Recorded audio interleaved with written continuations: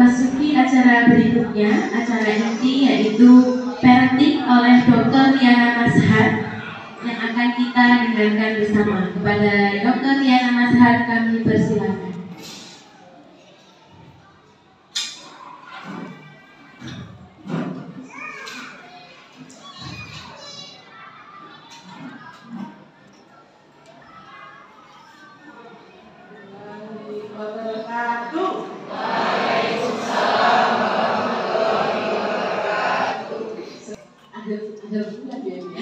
Akhir bulan, tapi awal tahun pembelajaran yang insya Allah membahagiakan buat kita semua.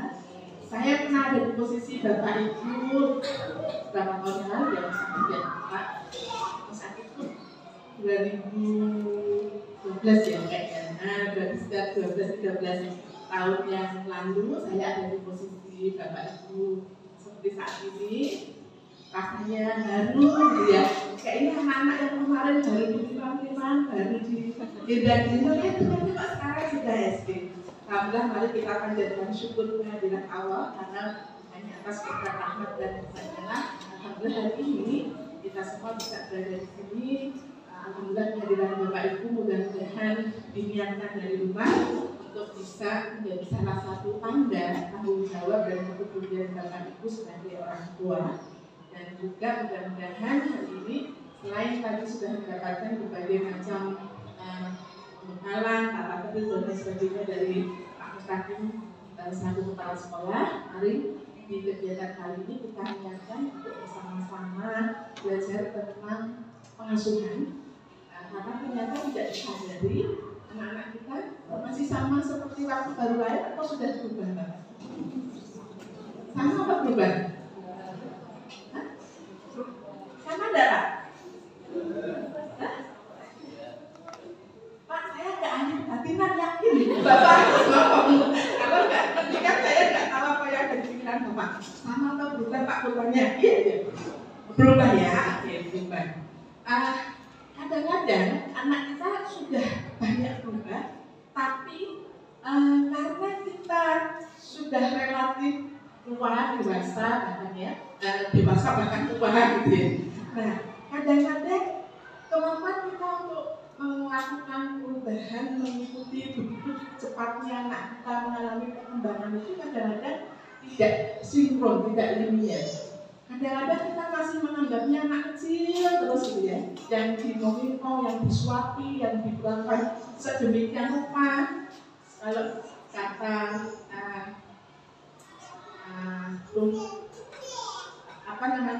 kata panutan kita Ali Bintolik misalnya, dia mengatakan kalau kita punya anak di 7 tahun pertama maka perlakuan dia sebagai raja, gitu ya.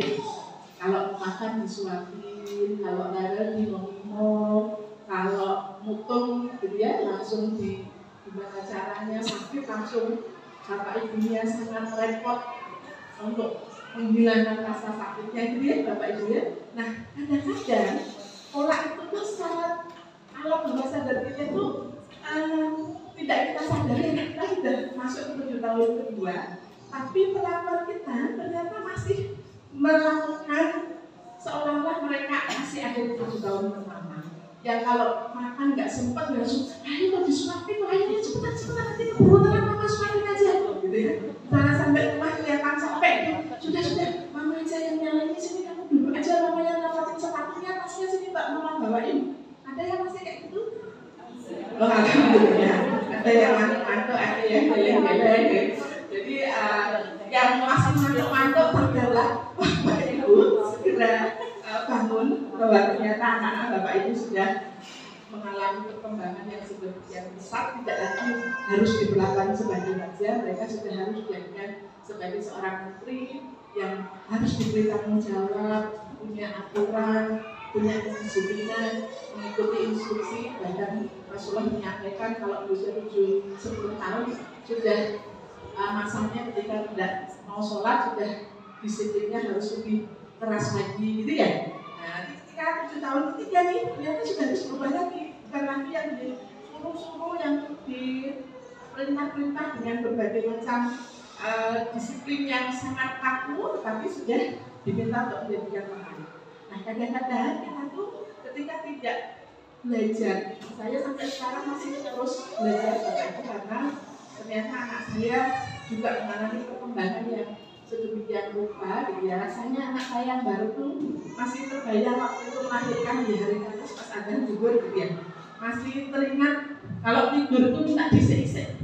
Naik Bu, kanan gini gitu ya kalau minta garuk-garuk gitu. Ternyata sekarang sudah punya anak istri gitu ya. Jadi dan itu ternyata harus melakukan perubahan dalam pola pengasuhan. Mari kita panjatkan syukur karena alhamdulillah kita ini kita masih diberikan kesempatan oleh Allah untuk menjalankan peran kita sebagai orang tua dan kemudian kita diberi bimbingan oleh Allah untuk datang ke sini mudah-mudahan bisa jadi ajang belajar kita bersama untuk bisa lebih meningkatkan kualitas kita sebagai orang tua. Salawat serta salam harus yang bisa dilakukan pada junjungan kita Rasulullah Muhammad SAW, para keluarga dan para sahabatnya. Mudah-mudahan hari ini kita bisa berkumpul. Insya Allah mudah-mudahan suatu saat nanti bulan yang akhir kita pantas untuk mengatakan syafaatnya dan juga untuk berkumpul bersama dengan beliau dan para sahabatnya. Bapak Ibu, saya ingin memulai pagi ini. Apa lagi? Guru boleh dibantu mic-nya. Saya ingin bertanya ke Bapak Ibu semua. Semua yang ada di sini sudah bersatu sebagai orang tua, betul ya? Ada yang? Ada. Kalau ada. Ya. Masya Allah, yang semangat sekali ini pagi-pagi sudah ngontek. Eyang siapa dari anak siapa, anak cucu siapa? Apa yang paling Eyang harapkan dari cucunya? Assalamualaikum warahmatullahi wabarakatuh. Waalaikumsalam. Nama saya Mbak Yayu, karena cucu saya sering bilang saya Mbak Yayu. Oh, Mbak Yayu, oke. Cucu saya namanya Rasmika. Oke, kelas? Kelas. Saya kurang paham.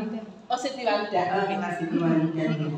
Yang saya harapkan dari cucu saya itu semoga dia bisa mandiri, jadi nggak tergantung saya, karena dia itu nggak selalu sama saya gitu. Jadi dia itu nyindir sama saya gitu. Jadi sama mamanya malah nggak mau. Oh gitu, anaknya Mbah berarti ya? Iya. Iya, oke. Yang diharapkan bisa mandiri, hanya itu? Iya. Oke. Untuk Punya bisa tanggung jawab seperti itu. punya tanggung jawab. Untuk bisa mandiri, kira-kira yang berusaha dilakukan Mbah apa? Ya itu yang saya kurang paham, makanya saya ikut di sini. Biar saya tahu bagaimana cara memandirikan cucu saya. Oh iya, oke. Terima kasih, Assalamualaikum warahmatullahi wabarakatuh. Waalaikumsalam warahmatullahi wabarakatuh. Yang anaknya anak pertama, ya? Putranya putra pertama. Guru sebutkan nama putranya siapa, yang paling diharapkan anak itu menurut ibu itu kira-kira harapan terbesar itu buat putra itu. Assalamualaikum warahmatullahi wabarakatuh. Nama saya Ibu Bima. Putra saya dari kelas Ahmadiyah.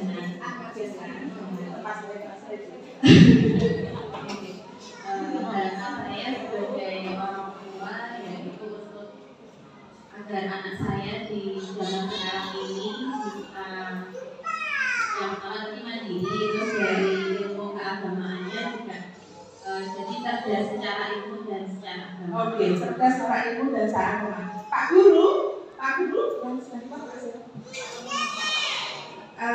Pak Mus, boleh nggak papan tulisnya dibawa ke depan?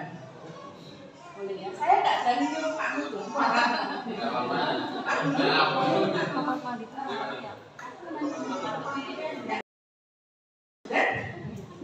itu aja, yakin? Oke. Ya, Bapak yang di sana, Guru. Bapak yang di sana. Mandiri, cerdas secara ilmu, cerdas secara Pak siapa? Putranya siapa? Ya. Assalamualaikum warahmatullahi wabarakatuh. Waalaikumsalam warahmatullahi wabarakatuh. Perkenalkan, nama saya Alwi. Pak Alwi. Anak saya pertama nama Musna Yasmin. Musna. Yes. Apa yang diharapkan dari putrinya?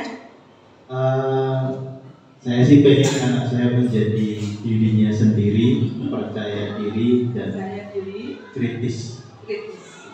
Jadi apa yang dia senangi, dia paham apa yang dia inginkan dan mengejar apa yang dia inginkan. Ini. Mengejar terus ya. Ya, jadi dia harus tahu apa yang dia inginkan, cita-citanya apa, kemudian dia akan berjuang di cita-citanya. Oke, yang punya anak bungsu, ada? Ini bapak sama yang bapak kita nggak ada yang punya anak bungsu. Anak terakhir ya? Oke. Assalamualaikum warahmatullahi wabarakatuh. Waalaikumsalam. Perkenalkan saya Ida, kami hadir berdua dengan suami. Siapa? Ya.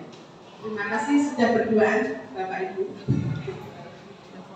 Nama putra kami di sini ada 3 putra kami yang bersekolah di sini. Adalah ada Rufatan kelas 5 SD. Kedua Ya. yang Abdullah 1 SD.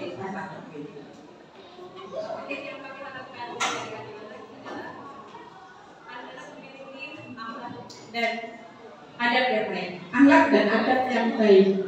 Oke.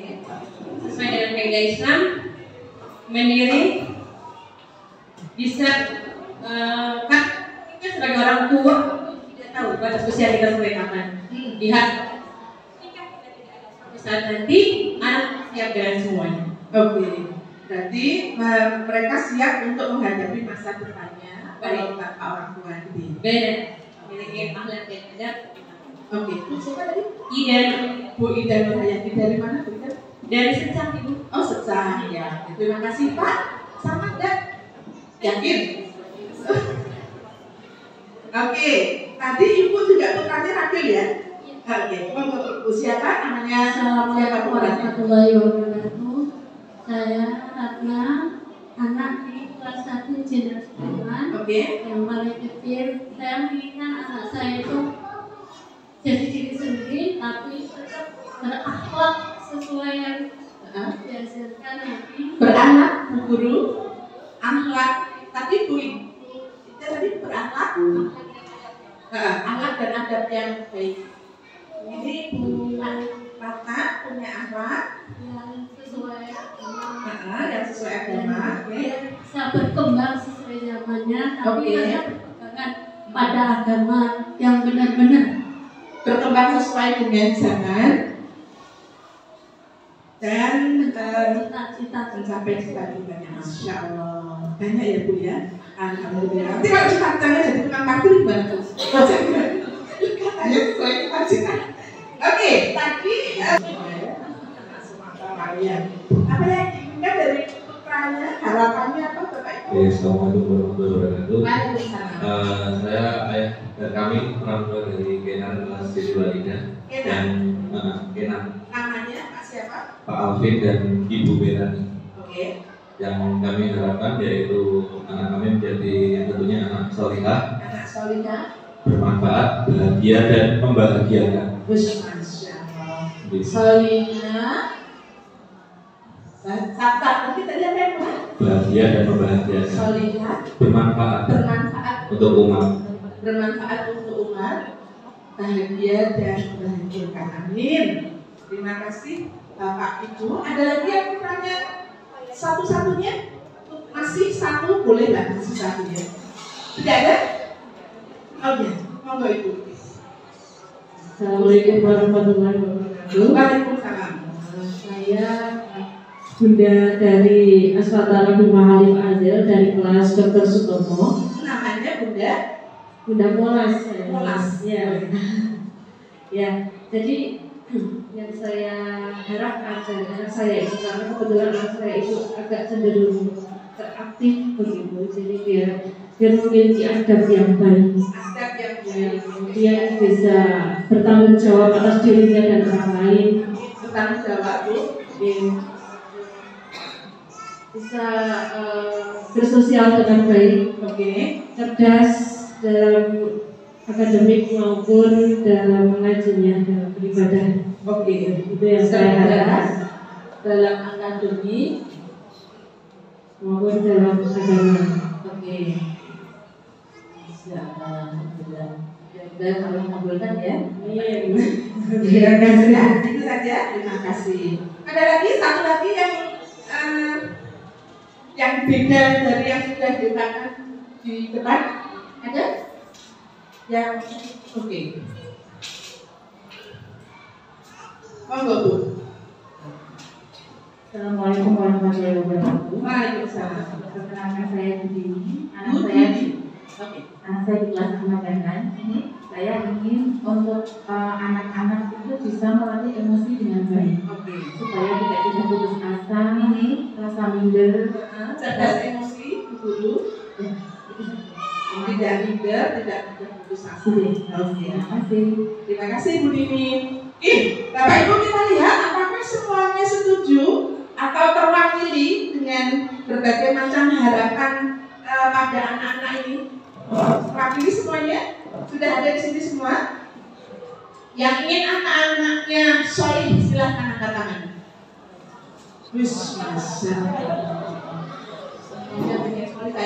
Kayak Pak Musmakin ya. Yang ingin anak-anaknya cerdas akademiknya angkat tangan. Alhamdulillah. Yang ingin anak-anaknya solid cerdas agama berarti ya, cerdas emosinya angkat tangan. Alhamdulillah. Yang ingin anaknya berakhlak dan punya adab yang baik angkat tangan. Yang ingin anak-anaknya sukses mengejar cita-cita bahagia dan membahagiakan bermanfaat bagi orang lain angkat tangan. Alhamdulillah. Kira-kira Bapak Ibu bayangkan merom sebentar. Bayangkan keikhlasannya benar-benar seperti yang Bapak Ibu harapkan ini. Sudah terlihat gambarannya anak, visualisasikan. Sudah terbayang mereka jadi anak-anak yang solihah, anak yang bahagia. Sudah terbayang? Oke. Lihat saya lagi Bapak Ibu. Bapak Ibu saya tanya sejujurnya. Ketika mendapatkan anak yang solihah, itu anugerah besar atau kecil? Besar atau sangat besar? Sangat besar atau amat sangat besar? Amat sangat besar. Mendapatkan anak yang akhlaknya baik, adabnya bagus, taat pada perintah Allah dan Rasul, amat sangat besar. Mendapatkan anak-anak kita nanti 20 tahun yang akan datang, 30 tahun yang akan datang jadi anak-anak yang sukses dunianya, sukses akhiratnya. Itu anugerah yang kecil atau besar? Sangat amat besar. Besar atau sangat besar? Sangat besar. Amat sangat besar atau hanya sangat besar? Amat sangat besar. Pertanyaannya, seberapa pantas Bapak Ibu mendapatkan anugerah yang amat sangat besar?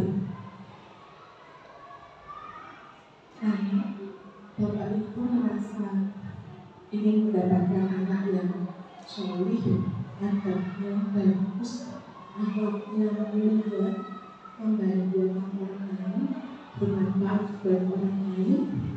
Seberapa solih Bapak Ibu sekarang? Sudahkah Bapak Ibu menjadi orang tua yang pantas untuk mendapatkan anak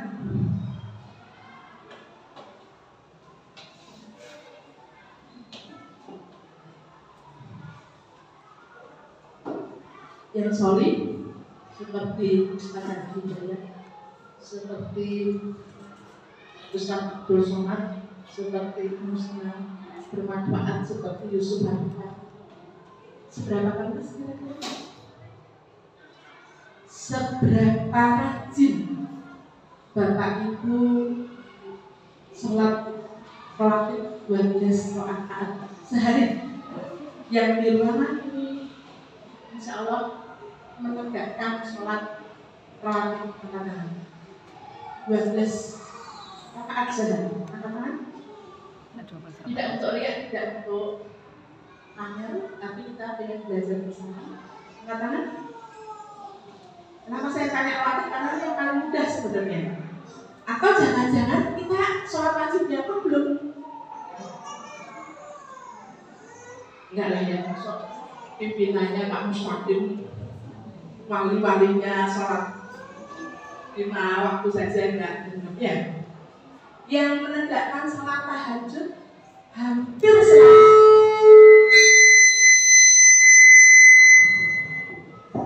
setiap malam. Katakan, oke, 1, 2, 3, 4, 5. Alhamdulillah. Ada 5. Catat Pak. Yang rajin puasa Senin Kamis, katakan 1, 2, 3, 4, 5. Alhamdulillah. Yang rajin puasa Daud, oke, benar-benar nanti adalah yang mewakili dari angkatannya. Yang rajin sedekah karena ingin anaknya bermanfaat, bahagia dan membahagiakan, lebih dari 60% penghasilannya. Kalau 2,5% itu bukan sedekah, bukan 2,5% itu wajib, itu ada di rukun Islam. Semua yang wajib itu bukan gerakan kita. Semua yang wajib itu hanya kebutuhan kita untuk benar-benar enggak sebagai muslim yang menjalankan 5 rukun Islam. Kalau cuma 2,5% belum masuk itu sebagai bentuk tirakannya orang tua. Oke, alhamdulillah. Sebulan berapa persen dari penghasilan? Saya tidak boleh menghitung, tapi ketika kita melihat sesuatu yang sebaiknya kita beli, apapun itu bentuknya, apapun dimanapun kita keluarkan. Alhamdulillah. Dan 50% itu sudah jadi kebiasaan untuk menyiapkan sebagai sedekah untuk anak-anak kita ini ya. Bapak Ibu yang pengen anaknya cerdas kritis Pak Alwi tadi, seberapa sering Bapak benar-benar baca buku setiap hari? Setiap hari sudah baca buku Pak? Sudah. Oke. Berapa buku yang dibaca? 1. Ini kan. Oke. Yang pengen anaknya cerdas saja ada beberapa ya. Cerdas akademik, tapi siapa saja yang cerdas akademik. Seberapa sering ibu-ibu mewajibkan diri untuk mengupgrade ilmu? Apakah setiap hari ibu juga belajar? Ya, oke. Belajar untuk apa Bu? Bu punya anaknya cerdas ya? Setiap hari apa yang ibu belajar? Siapa? Ya, perkenalkan nama saya Indra Dewi. Saya orang tua dari Almaira Halayat kelas Siti Walidah. Kebetulan memang karena saya berkecimpung di dunia kesehatan, saya profesinya apoteker. Memang setiap 1 minggu setidaknya 2 kali atau paling tidak 1 kali ada webinar yang dilakukan di profesi saya. Berarti belajarnya hanya terkait profesi ya? Oke. Terima kasih Bu, siapa tadi? Bu Indra Dewi. Berarti seminggu 2 kali, belum setiap hari ya Bu? Berarti bisa ditingkatkan. Nah, Bapak Ibu, berbagai macam keinginan yang kita harapkan pada anak kita itu, tadi kita sudah melihat bahwa ini adalah satu anugerah yang amat sangat besar. Anugerah yang amat sangat besar itu hanya akan diberikan pada orang-orang yang pantas, yang benar-benar mereka mengikhtiarkan dirinya untuk mencapai ini. Bapak Ibu pasti sebagian besar di sini ada yang waktu pas lulus SMA, pernah ingat ya, yang lulus UMPTN atau PBK atau Sikran Maru sesuai yang dengan diinginkan, ada di jurusan favorit, universitas favorit ada. Salah satu saya mengambil izin. Ya, Bu, lulusan dari universitas apa? Laginya apa nih? Dari swasta memang yang saya kerja sejak SMP ini, saya lulusan dari Indonesia, baru di psikologi. Oke, sebelum di UI pernah daftar ke negeri nggak? Kalau sebelumnya pernah, kemudian saya kerja lagi di universitas selanjutnya dan mendapatkan apa yang saya harapkan. Oke, seberapa besar usaha ibu waktu itu untuk bisa masuk ke fakultas psikologi di universitas yang sangat ibu inginkan?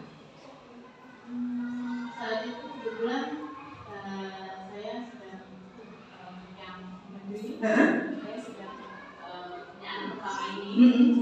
Saya sambil mengasuh, sambil belajar malam subuh, Belajar malam sampai subuh hanya untuk dapat jurusan yang diinginkan. Ibu, kalau dibanding dengan dapat anak yang solihah, anak solih, anak yang sukses dunia akhirat, seberapa persen tuh masuk jurusan sampai harus nggak tidur semalaman karena belajar dan mendapatkan anak solih-solihah? Kira-kira ikhtiarnya harusnya lebih banyak yang mana, Bapak?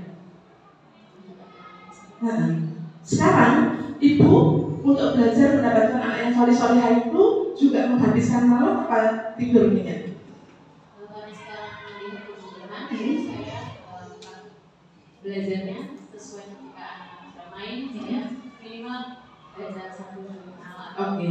Bisa baca buku-buku populer. Tapi untuk malam kalau saya dulu saya bisa waktu untuk urusan anak. Jadi agak sedikit. Iya. Pertanyaannya, dengan dulu ibu ingin masuk ke universitas yang diinginkan, dengan sekarang ibu pengen punya anak yang solid, solihah, cerdas, sukses dunia akhirat, yang ibu rasakan dalam rentang waktu itu, ikhtiar yang ibu lakukan lebih kencang yang mana?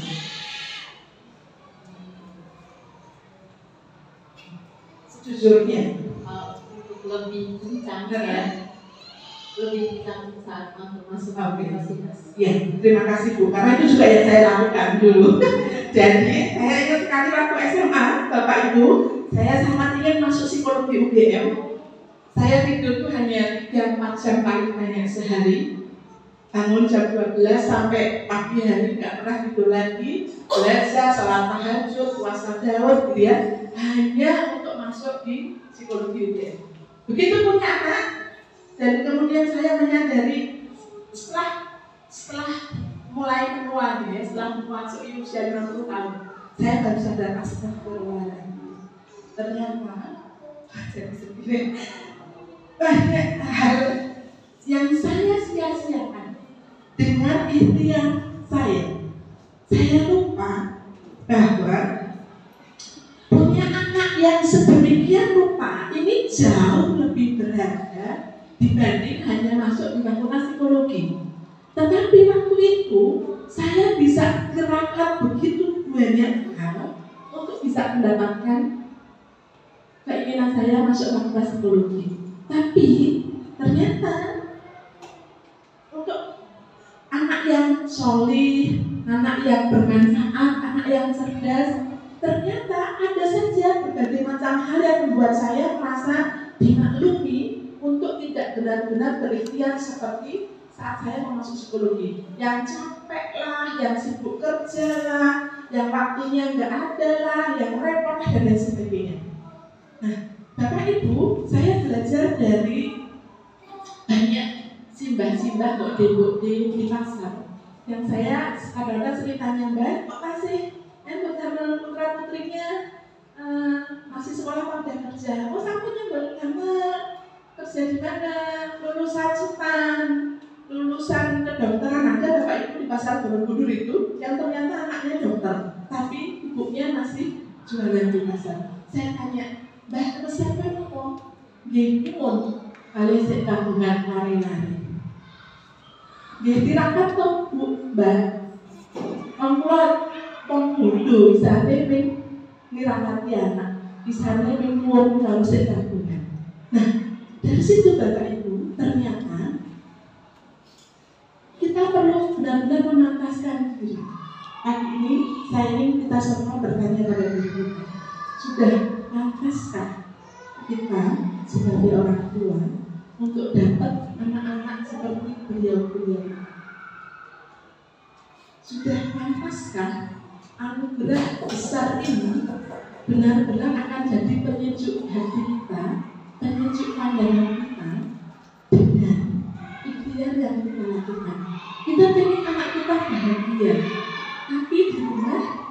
Yakinkah kita selalu memasang senyum untuk semua pola dan perilaku anak kita?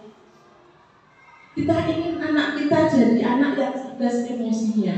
Sudahkah kita sebagai orang tua juga cerdas emosinya? Kita ingin anak-anak kita punya adab dan akhlak yang baik. Sudahkah kita jadi contoh buat anak-anak kita ketika kita berkonflik dengan orang lain, ketika kita ada masalah, ketika anak-anak pulang dari sekolah, nanti di sekolah ada kejadian tertentu atau merasa diperlakukan guru dengan kondisi tertentu, anak sampai rumah, sudahkah kita benar-benar berakhlak dan beradab mulia, tidak langsung pasang status dan share kejelekan-kejelekan orang lain? Kalau belum, Bapak Ibu, mari pagi ini kita sekejap menghadap pada Tuhan kita untuk beristighfar dan mohon ampun bahwa ternyata ikhtiar kita, kemauan kita kadang-kadang hanya sekedar kemauan tanpa kita bersungguh-sungguh dan memantaskan diri untuk mendapatkannya. Angkat tangannya Bapak Ibu, angkat tangannya. Tarik nafas dalam-dalam. Tahan, hembuskan perlahan lewat mulut. Tarik nafas lagi dalam-dalam. Tahan, hembuskan perlahan lewat mulut. Sekali lagi, angkat tangannya, letakkan di dada kiri Bapak Ibu. Tarik nafas dalam-dalam. Tahan, hembuskan perlahan lewat mulut. Hadirkan Allah dalam diri kita. Ibu silakan taruh tangannya dada kiri. Dengarkan detak jantung Bapak Ibu. Dengarkan detak jantungnya. Boleh memejamkan mata, boleh tak sakit. Hadirkan Tuhan Allah dalam diri kita pagi ini. Sampaikan syukur pada Allah karena pagi ini jantung kita masih diizinkan berdetak. Ucapkan terima kasih pada Allah. Alhamdulillah ya Allah. Terima kasih pagi ini masih diizinkan punya raga yang sehat sehingga pagi ini masih bisa membersamai anak-anak dan orang-orang tercinta. Dengarkan detak jantungnya. Semakin Bapak Ibu merasakan detak jantung, semakin Bapak Ibu bersyukur dengan seluruh nikmat pagi ini. Ucapkan terima kasih karena pagi ini tadi Bapak Ibu masih diberi kesempatan untuk menatap anak-anak, membersamai mereka, mendapatkan rezeki yang banyak sehingga bisa sarapan. Padahal mungkin di tempat lain di Palestina sana banyak orang yang tidak bisa mendapatkan rezeki untuk sarapan. Jangan syukur karena hari ini masih diberi kesempatan, kesehatan, kemampuan untuk hadir di sini bersama-sama. Hadirkan pada anak-anak Bapak Ibu, ucapkan terima kasih terutama mereka. Katakan terima kasih Tuhan sudah hadir dalam kehidupan kami, sudah banyak memberikan kami, sudah banyak mengajar kami untuk lebih meningkatkan kualitas status sebagai orang tua. Tepuk-tepuk dada sendiri, ucapkan terima kasih pada diri sendiri karena sampai hari ini sudah mampu menanggung begitu banyak hal, melakukan banyak hal untuk pasangan, suami, istri, sudah bersabar dengan berbagai macam hal yang terjadi dalam hidup, sudah berusaha untuk menjadi ibu yang berbaik. Katakan terima kasih pada diri sendiri, sebut nama Bapak Ibu, terima kasih Ibu sudah berjuang sejauh ini. Tepuk yang tidak kuat, katakan pada diri sendiri, harus terus bertahannya, tetap berjalannya, terus meningkatkan kualitas diri ya, kuat ya, sabar, terus belajar, katakan aku bisa menjadi orang tua yang pantas untuk anak-anakku yang sukses dunianya dan sukses akhiratnya. Silakan dan katakan memakai kekuatan kata Allah, istighfar untuk semua kesalahan diri. 1 menit. Silakan Bapak Ibu hadirkan Allah untuk mohon ampun untuk semua kelemahan kesalahan dalam menjaga amanah yang sudah diberikan.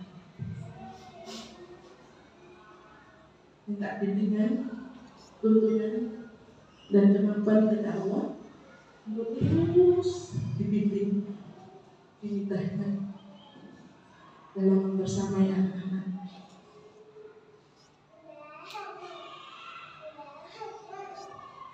Hadirkan Allah, satu-satunya penolong kita adalah Allah.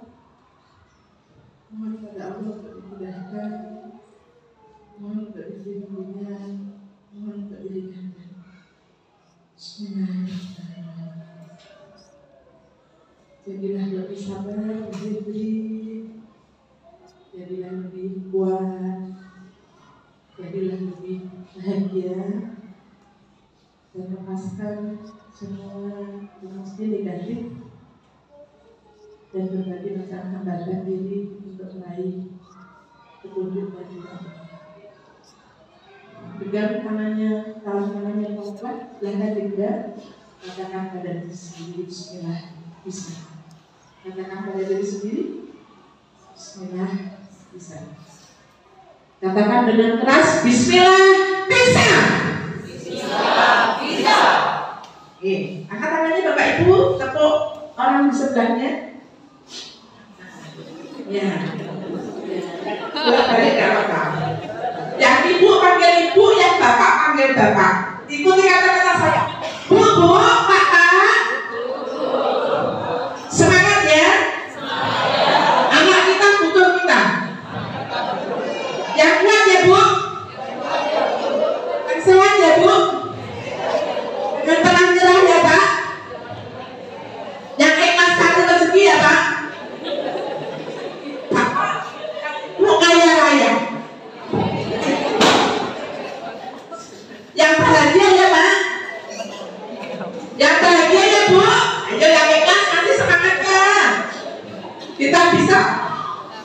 Alhamdulillah. Nah, Bapak Ibu, kita beri tepuk tangan untuk Bapak Ibu semua. Bapak Ibu ada beberapa hal yang perlu kita lakukan untuk bisa menjadi orang tua yang bahagia menghadapi berbagai macam kesalahan anak kita. Kadang-kadang ada aduan dari guru atau anak yang mengadu dinakali anaknya. Kita tidak akan pernah bisa punya anak yang cerdas emosinya kalau kita sendiri tidak cerdas. Rumus pertama itu ya Bapak Ibu, dan jangan pernah meludahi sumur di mana kamu minum airnya. Banyak sekali kasus Bapak Ibu, Bapak Ibu ini kan semuanya adik-adik sebagian besar, ada yang sudah seumuran saya, tapi sebagian besar kan adik-adik saya.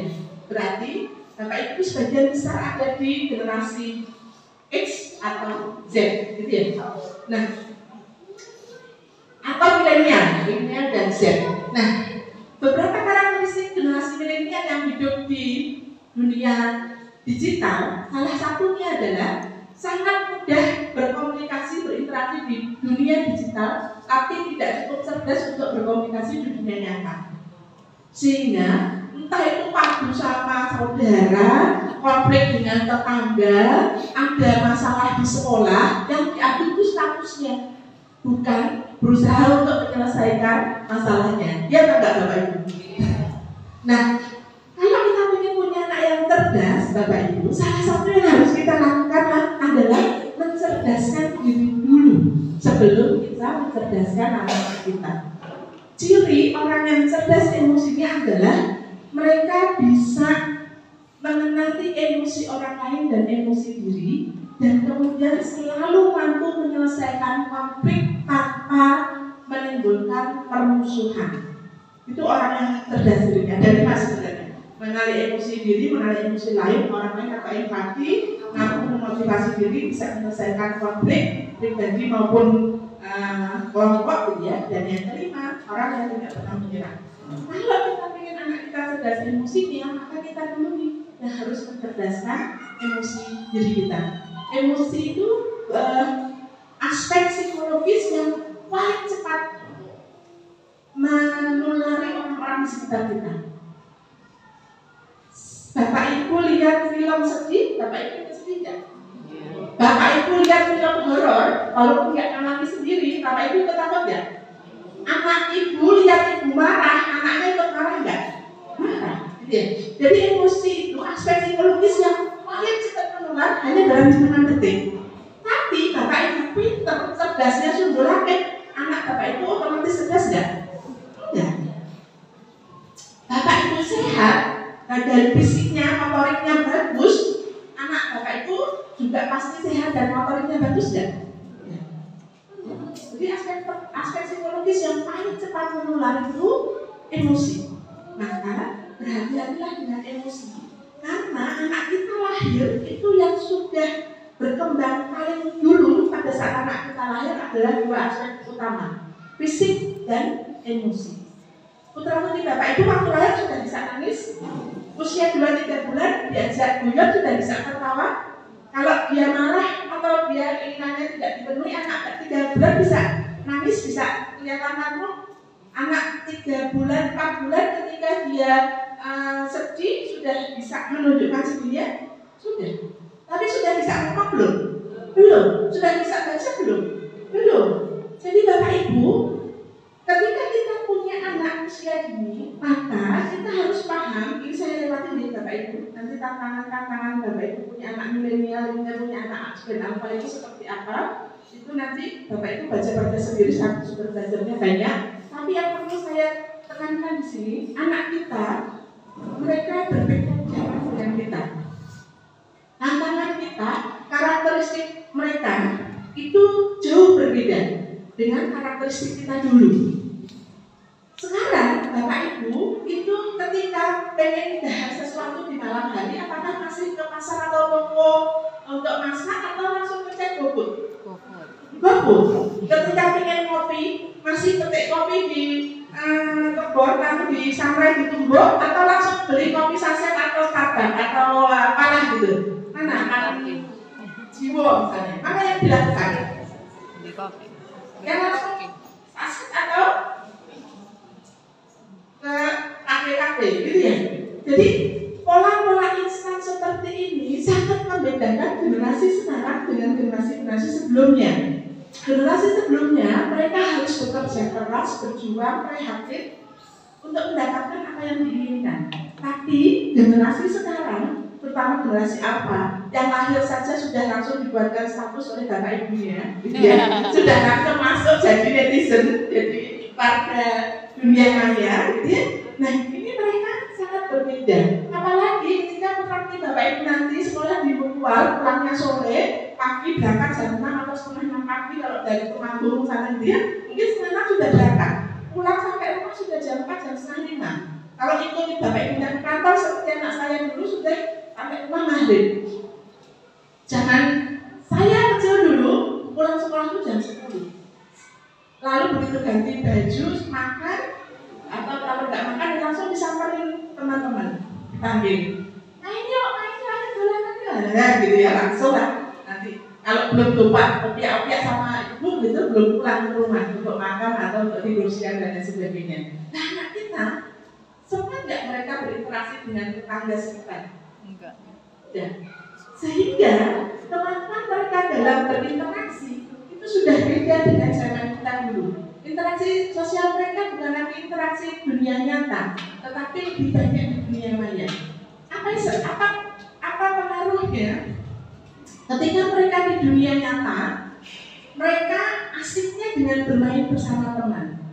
Ketika ada konflik jotaan, mereka nggak bisa lama-lama jotaannya, karena mereka kalau kelamaan jotaan nanti nggak bisa main lagi.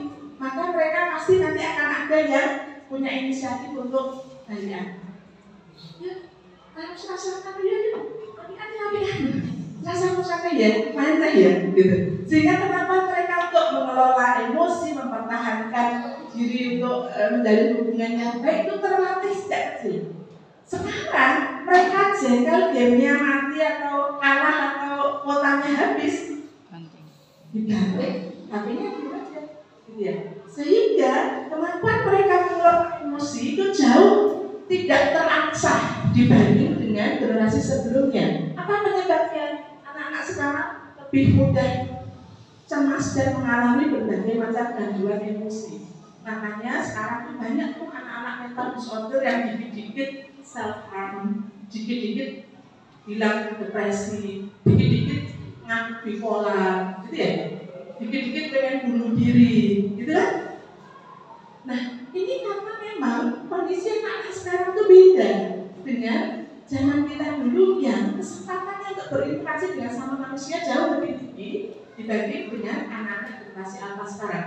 Tugas Bapak Ibu adalah untuk benar-benar menghadirkan dunia nyata dalam kehidupan anak-anak, bukan menghabiskan waktu hanya dengan sekolah, pulang, tidur, main game, sekolah lagi, tidur, main game, dan seterusnya. Kesempatan Bapak Ibu, kalau anak-anak di luar kurang, berarti kesempatan untuk mengajari pengelolaan emosi dan lain sebagainya adalah ada di Bapak Ibu semua. Maka kalau Bapak Ibu sering lihat TikToknya Abi, pernah lihat si Abi mungkin di TikToknya hampir tidak pernah berinteraksi dengan teman, tetapi ayahnya terlibat sangat intens dalam pengasuhan si Abi. Bapak Ibu, salah satu yang paling penting untuk bisa menghadirkan mental yang sehat pada anak kita adalah, ini saya ya untuk kesalahan pengasuhan, menyadari bahwa yang paling penting ya, menyadari bahwa fase anak-anak kita di 7 tahun pertama ini, kalau di Amerika sampai usia 9 tahun, usia PAUD, itu adalah masa fondasi perkembangan anak-anak kita. Berbagai macam aspek itu tertanam pertama kali di usia ini. Di 1000 hari pertama perkembangan otaknya, sinap-sinap dan dendrit serta berbagai macam kerja otak itu terjadi sangat pesat di 1000 hari pertama. Maka di 1000 hari ataupun di usia dini sampai dengan usia 7 tahun atau 8 tahun ini, penguatan berbagai macam fondasi kehidupan anak sangat penting. Bapak Ibu masih punya waktu sekitar 2-3 tahun untuk sampai ke anak-anak usia 9 tahun meletakkan fondasi perkembangan. Kalau fondasi perkembangannya tidak kuat, maka ada beberapa dampak yang mungkin bisa terjadi pada anak-anak Bapak Ibu. Yang pertama, ketika kemarin di usia awal anak hidup ini kesehatannya atau stimulasi fisiknya kurang optimal, kita jarang mengajak anak olahraga, terpapar sinar matahari, nutrisi yang sehat dan lain sebagainya, maka sangat mungkin salah satu kelemahan generasi Z adalah fisiknya yang jauh lebih lemah dibanding dengan generasi sebelumnya. Apalagi COVID kemarin membuat anak-anak kita jadi kaum bertahan, ya, yang tidak terstimulasi aspek fisiknya secara optimal. Padahal banyak penelitian neuroscience menunjukkan bahwa di dalam tubuh yang sehat kerja otaknya optimal karena suplai oksigen sangat bisa maksimal masuk ke otak. Jadi bahkan kalau Bapak Ibu pernah lihat film video TikTok viral di Cina, di mana kepala sekolahnya akan selalu mengajak anak-anaknya selama 15-20 menit melakukan olahraga fisik dia di setiap hari di halaman. Itu karena memang hasil penelitian menunjukkan, teman saya yang di S3-nya di psikologi UGM melakukan penelitian, anak-anak yang mereka aktivitas fisiknya setiap hari itu terpenuhi 15-20 menit, mereka menunjukkan kemampuan executive function, kerja otak yang berkaitan dengan kecerdasan anak itu jauh lebih bagus daripada anak-anak yang tidak melakukan aktivitas fisik. Jadi Bapak Ibu manfaatkan fondasi fisik atau biologis ini untuk bisa benar-benar meletakkan fondasi biologis yang kuat bagi anak-anak kita. Lalu kemudian penyerapan nutrisi secara optimal itu juga menjadi dasar yang penting. Lalu kemudian yang juga penting adalah mengembangkan resiliensi diri. Jadi Bapak Ibu, kelenturan, daya lenting, kemampuan anak untuk bangkit lagi setelah dia menghadapi masalah itu fondasi utamanya ada di usia dini. Jadi kalau Bapak Ibu ingin mencetak atau menjadikan putra putri Bapak Ibu itu seperti pohon yang punya akar kuat menunjang ke bawah, maka latihlah resiliensi itu di usia dini. Karena kalau di usia dini itu sudah berlalu, kemungkinannya untuk bisa menanamkan akar yang kuat di dalam dirinya sebagai bekal mental yang sehat itu akan tidak semudah seperti spon yang menyerap informasi ya, tidak semudah ketika di usia dini. Apa kegiatan-kegiatannya? Beri anak berbagai macam aktivitas yang menantang, tetapi levelnya cukup untuk bisa dia selesaikan, tidak membuatnya prestasi ya, tapi harus lebih tinggi daripada apa yang harusnya bisa dia lakukan. Gimana ya? Jadi misalnya dia bisa melakukan ini, nah kita perlu memberi tantangan yang agak sedikit lebih tinggi levelnya supaya anak kita berusaha. Jangan terlalu mudah menjadi malaikat penolong buat anak-anak kita, karena mereka harus melatih dirinya untuk bangkit lagi ketika nanti di masa remaja atau masa dewasanya dia diterpa oleh berbagai macam badai kehidupan.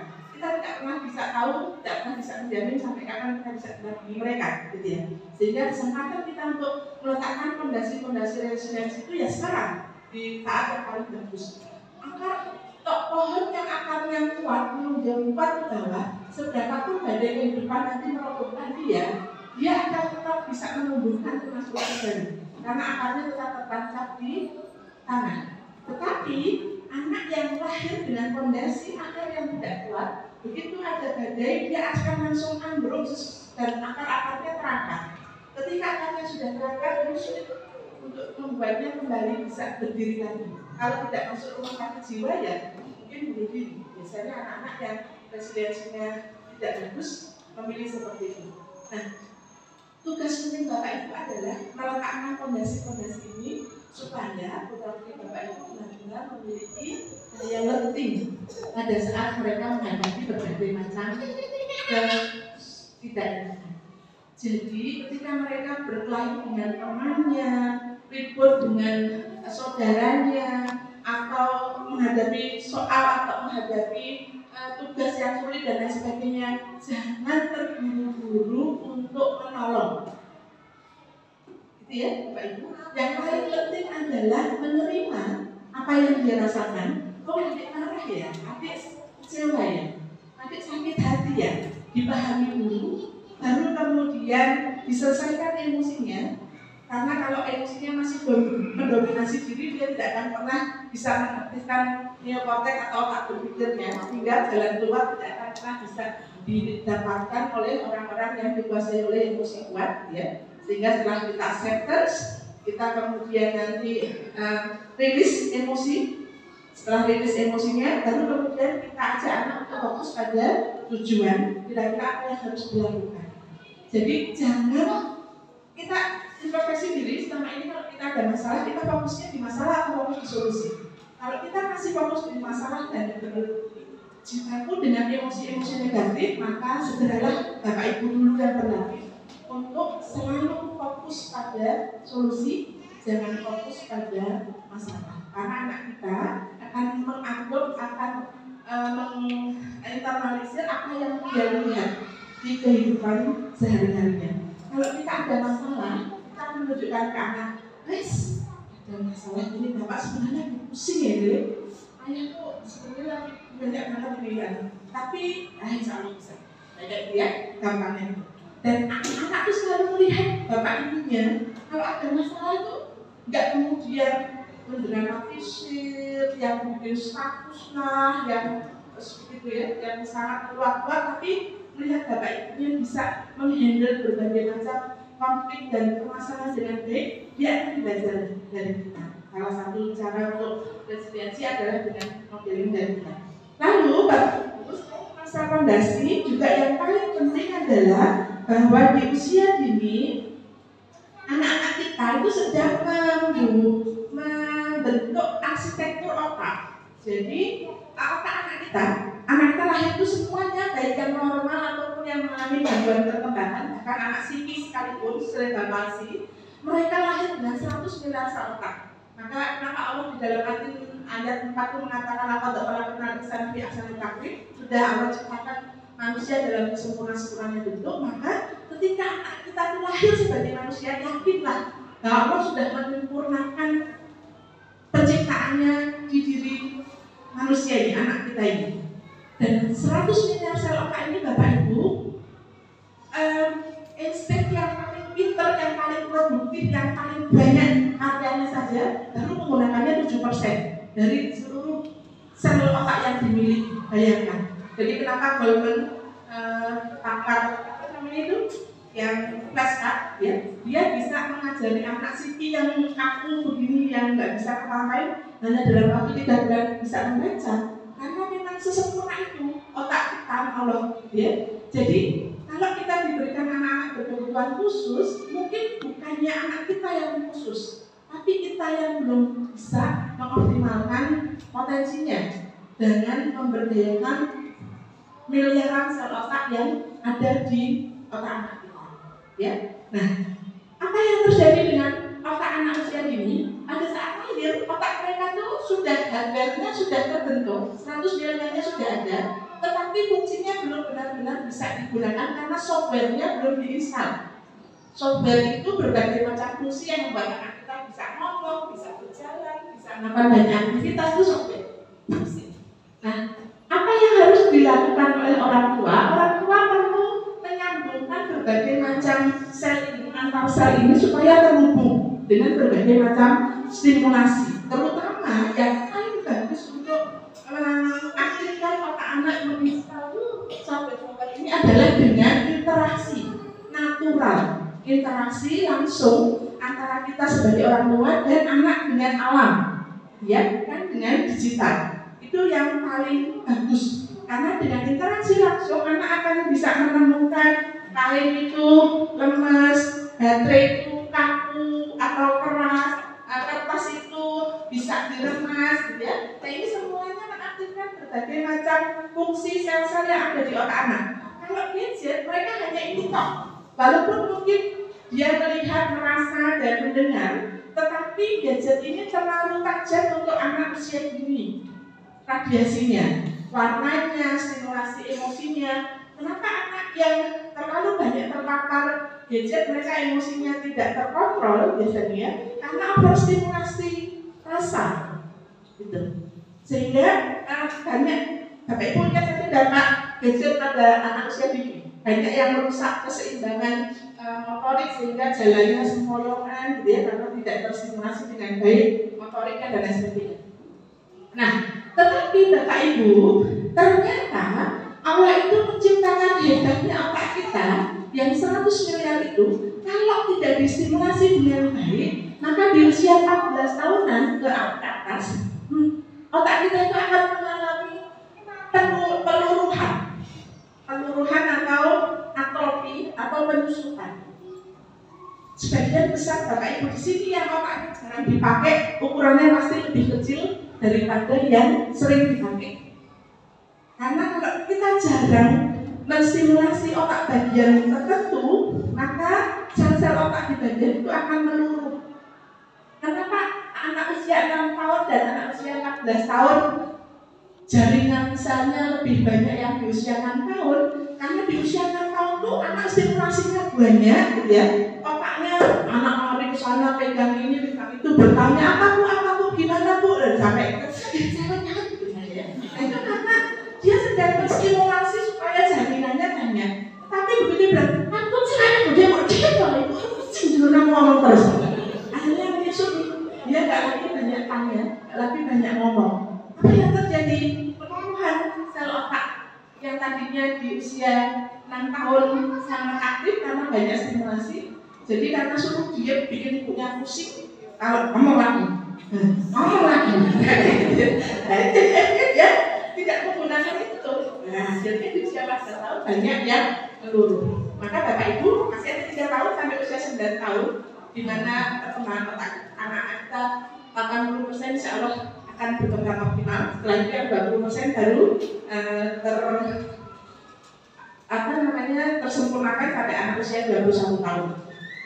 Maka Bapak Ibu jadikan masa-masa kritis perkembangan ini menjadi fase di mana kita benar-benar terlibat. Pertama tadi kondisi fisik ya, yang berkembang paling pertama, maka upayakan stimulasi fisik. Jangan jadi bapak yang mageran ya Pak. Kalau diajak main bola sama anaknya jangan bilang boyoknya sakit ya Pak. Jangan bilang, kalau anak bilang ayo Pak main sepeda lari-larian, aduh lele Pak dulu nanti kamu itu kalau main sepeda ya. Jadi jangan jadi orang tua yang mageran, karena anak kita sedang butuh tuh perkembangan fisik. Yang kedua, yang sangat penting adalah perkembangan bahasa. Emosi dulu sebenarnya, tapi di ini tidak muncul ya. Nah, bahasa baru kognitif itu terakhir, stimulasi kognitif. Jadi Bapak Ibu nggak usah khawatir untuk memaksa anak kita di usia awal kelas 1 ini harus bisa begini, harus bisa itu, nggak harus khawatir. Usia perkembangan kognitif itu fase terakhir yang perlu distimulasi. Yang diutamakan adalah fisik dan emosi dulu. Kenapa? Karena kalau emosinya di usia dini itu anak mengalami banyak perasaan terancam, kekerasan, ketelantaran secara psikologis. Bapak Ibunya ada, tetapi diabaikan. Jadi misalnya Bapak ambil kerja yang dia HP. Pak, ayo main. Bentar loh, Bapak istirahat. Kamu tuh nggak tahu Bapak itu dari tadi capek belum lihat HP loh. Anak lihat ada bapaknya, tapi dia merasa HP itu ternyata lebih menarik dan lebih membahagiakan bapaknya daripada dia. Maka perasaan diabaikan ini akan menjadi salah satu ancaman bagi anak. Otak anak ini nanti akan mengalami ketika anak-anak mengalami irrasional emotional relationship, hubungan yang menyebabkan kondisi-kondisi emosi yang irrasional, maka anak akan banyak mengalami berbagai macam kerusakan di otaknya. Jadi Bapak Ibu, mari kita upayakan supaya otak anak kita berkembang dengan optimal, karena otak berkembang dengan optimal itu dibentuk dengan adanya interaksi antar manusia. Jadi fokus utama pembentukan otak pada anak usia ini itu ada di proses interaksi yang aman dan membahagiakan. Kalau interaksi yang penuh dengan ancaman, apalagi kekerasan, maka itu akan menimbulkan trauma otak, jejak-jejak otak yang menyebabkan ada banyak sekali kerugian dan silakan Bapak Ibu cari sendiri. Nah, kenapa tadi waktu di awal saya sampaikan jadilah orang tua yang bahagia? Karena orang tua yang bahagia itu sangat penting bagi perkembangan anak-anak kita.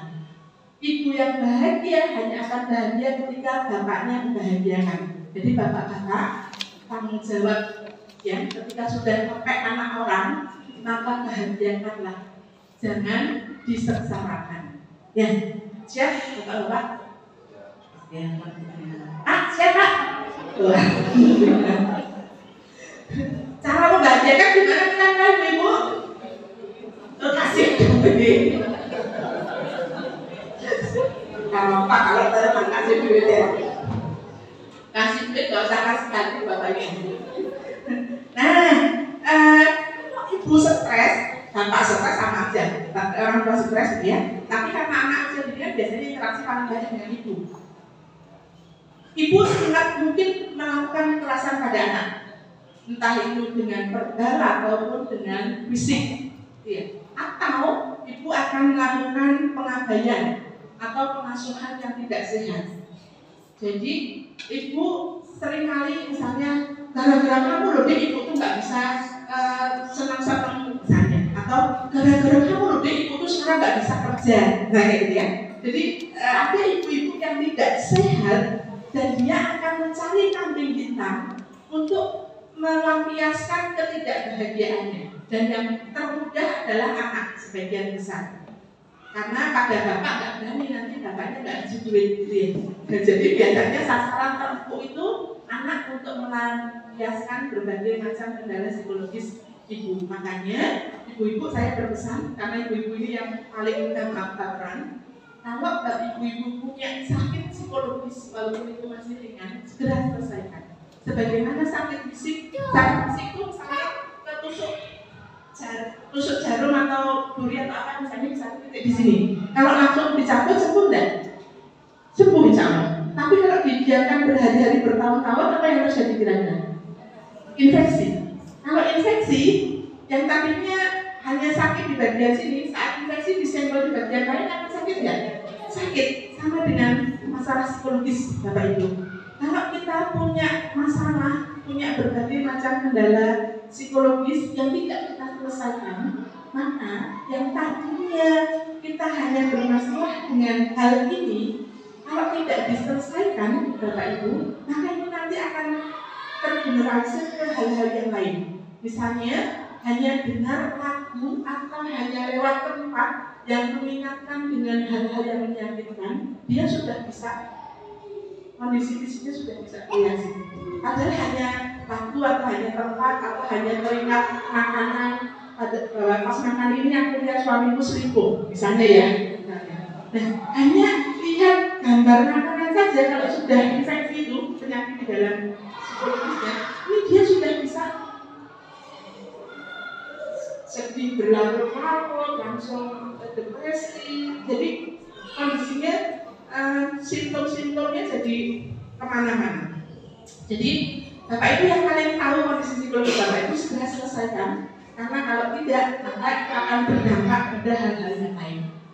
Nah, kemudian juga orang tua yang stres dia akan menyebabkan pengasuhan yang tidak adekuat, pengasuhan yang tidak tepat, pengasuhan yang tidak sehat.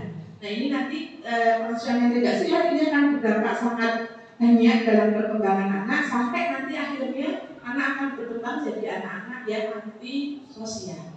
Jika kita jadi anak anti sosial, mereka banyak berbagai macam penyimpangan, delinkuensi dan sebagainya. Dan ini sudah pasti bukan lagi anak yang menangis, tapi kita sebagai orang tua yang akan menangis terus saat anak kita menjadi anak yang anti sosial, anti delinkuensi. Bapak Ibu mungkin itu yang bisa saya sampaikan.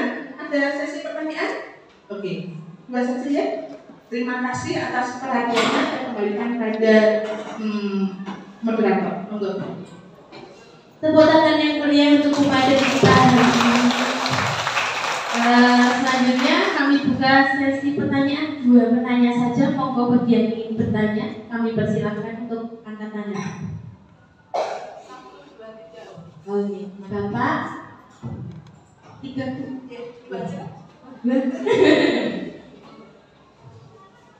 Assalamualaikum warahmatullahi wabarakatuh.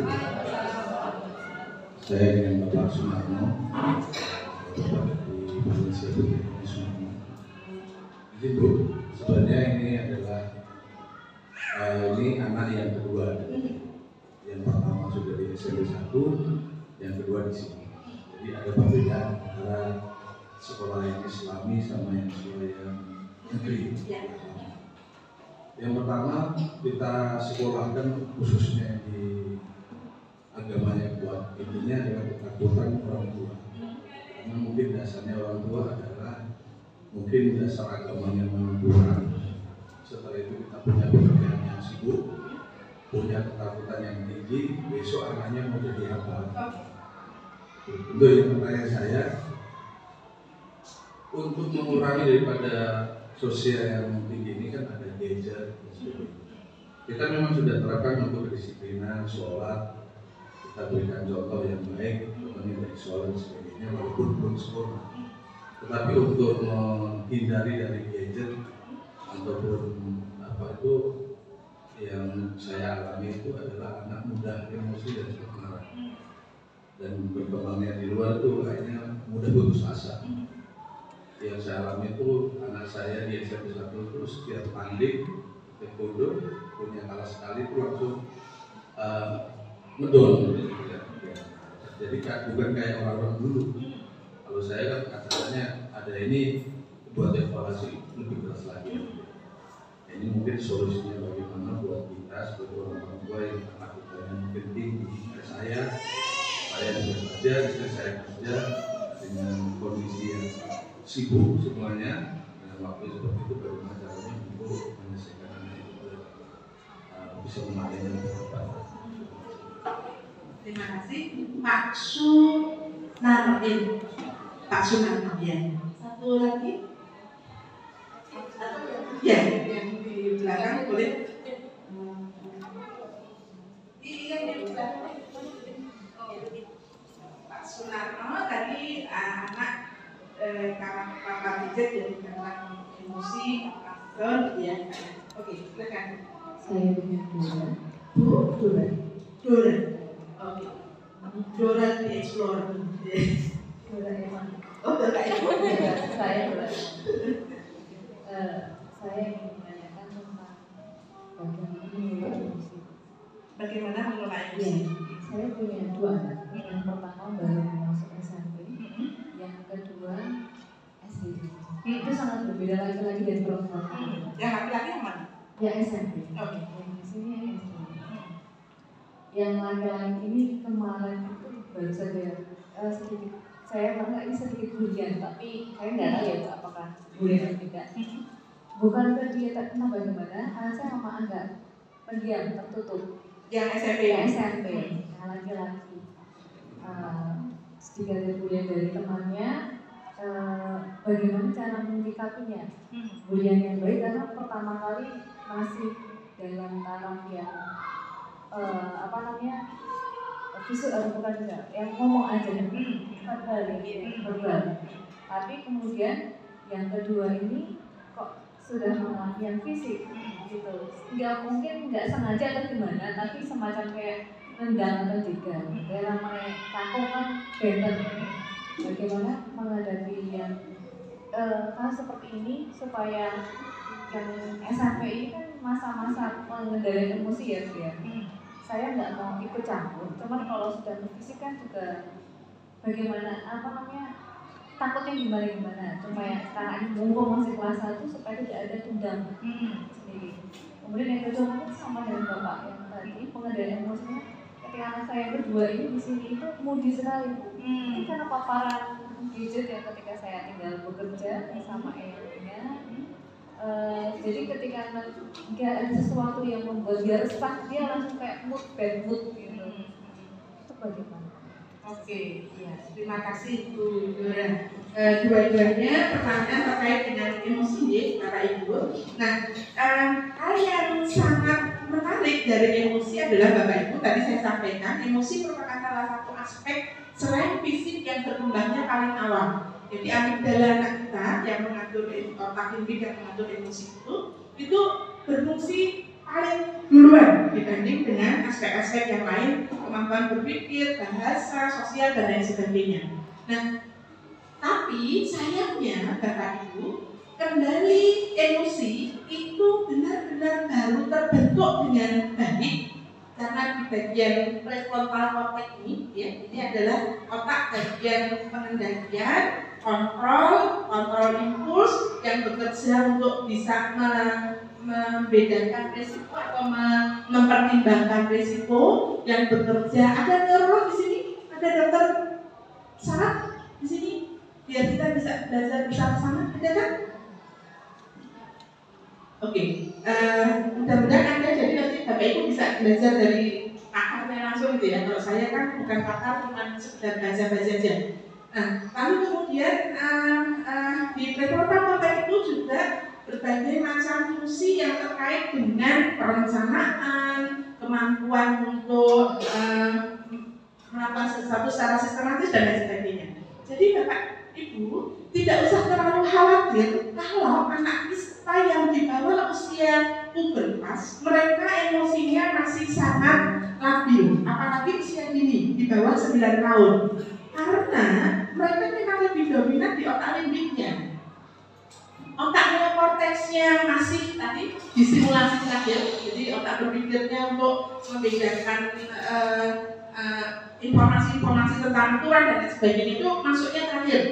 Kemudian kontrol impulsnya di prefrontal cortex itu baru benar-benar berkembang pesat setelah pubertas, Bapak Ibu, dan akan berakhir di usia 21 tahun. Itulah kenapa di usia remaja anak-anak mereka biasanya akan ada oleh para neurolog disebut dengan immature brain atau otak yang belum matang, karena memang proses kemampuan kontrol dari diri, kemampuan mempertimbangkan risiko itu baru terbentuk tuh setelah pubertas sampai dengan usia 21 tahun. Kalau bapak sekarang ngamuan, nah itu yang bahaya, berarti prefrontal cortex-nya rusak. Kalau ibu-ibu punya masalah, nangisnya dramatisir sampai berhari-hari, nggak selesai emosinya, berarti kan yang salah di prefrontal cortex-nya. Ya, nah Bapak Ibu jangan terlalu khawatir, Bapak dan Ibu, karena dengan remaja itu mereka kerja otaknya tadi. Satu, mereka biasanya menghadapi sesuatu, menghadapi tantangan, ancaman, masalah itu responnya 3. Fight, freeze, dan flight. Menyerang, melawan, menghindar, ataupun nge-freeze, mutung, membeku. Ya, jadi anak usia remaja sampai pubertas mereka karakteristik respon emosinya seperti itu, Pak. Terutama kalau tidak distimulasi dengan baik dan tidak mendapatkan figur yang baik dari pengelolaan emosi dan emosi-emosi dari orang-orang di sekitarnya. Jadi kecenderungan untuk melawan saat mereka punya masalah atau menghindar ketika mereka kayak ular itu atau binatang reptil. Kalau mereka merasa mampu, mereka akan langsung, kalau ular kobra langsung akan menyerang, posisinya menyerang. Kalau misalnya mereka nggak kuat, merasa tidak mampu, mereka akan langsung melopro, atau akan langsung merotol. Pernah lihat ular merotol? Itu biasanya ular itu nge-freeze karena merasa sudah nggak bisa ngapa-ngapain, mereka akhirnya nah, ini adalah respon yang wajar, respon emosi yang wajar yang memang sesuai dengan perkembangan otaknya, karena memang usia-usia segitu, usia anak dan remaja, mereka kemampuannya untuk mengelola emosi belum sebagus orang dewasa. Nah, kemudian juga sistem otak kita yang anak-anak remaja dan anak-anak itu masih go system, artinya mereka ini ketika melihat sesuatu itu selalu hitam putih. Ya, aku pokoknya ini orang enggak, dan anak kita ya. Pokoknya kalau misalnya dia mau sesuatu, ya dia mau itu. Kalau enggak, ya aku enggak mau. Misalnya itu, nah, itu memang perkembangan otaknya masih di tahap sistem go itu tadi, hitam putih, cold and hot reaction kalau di dalam istilah neurologi. Nah, kemudian juga mereka itu karena prefrontal cortex-nya belum berkembang baik, si anak dan remaja ini mereka ketika melakukan sesuatu itu biasanya tidak mempertimbangkan risiko. Bapak Ibu ingat masa-masa remaja dulu, gimana nekat dan sakdilme kita waktu remaja dulu, gitu ya. Jadi karena memang pertimbangan risiko kita belum sebagus orang dewasa, maka satu, kita sudah anak-anak sudah diakomodasi oleh otak emosi, tetapi mereka belum diberi kemampuan kontrol emosi. Maka tugas kita adalah menstimulasi agar fungsi kontrol emosi ini bisa berjalan dan berkembang dengan baik. Sayangnya karena ketidaktahuan kita sebagai orang dewasa dan kita menganggap anak kita itu harusnya sama dengan kita yang ketika menghadapi masalah sudah bisa mikir dan sudah mempertimbangkan seperti kita, maka seringkali respon yang kita tunjukkan ke anak itu kalau enggak melecehkan, mengabaikan, meremehkan. Adik belum kalau nangis, kayak gitu ya. Nah ini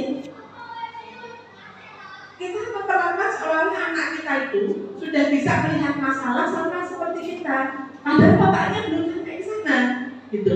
Lalu kemudian anak saya itu gampang babu. Nah, selama ini stimulasi yang kita berikan pada anak itu kita fokus ke pada saat anak itu juara, kita fokus pada anak itu mereka harus menang atau mereka bahagia dengan pertandingan. Nah, Sunarno. Artinya begini tuh, yang saya ini kan solusi daripada orang tua. Iya. Jadi kalau kita main gadget, itu yang kita solusikan bagaimana saya melihat itu kalau kita main gadget, anak itu jadi cenderung emosinya tinggi. Iya. Ini yang kita jadi kendala itu sebagai orang tua. Apakah kita membiarkan dia menggunakan gadget? Pasti Bapak sudah tahu jawabannya. Masih apakah membatasi? Setelah itu kita cari solusinya. Bagaimana cara untuk membatasinya dengan cara bagaimana? Oke. Anak itu tidak apa maksudnya tidak marah, tidak. Bapak, pertanyaan saya, kalau emosi itu adalah anugerah, apakah memang kita tidak boleh marah? Allah menciptakan emosi marah, sedih, takut, cemas, malu. Apakah salah kalau kita marah? Enggak. Salah tidak kalau kita marah? Kenapa Allah memberikan kita emosi marah? Apakah karena nggak boleh digunakan?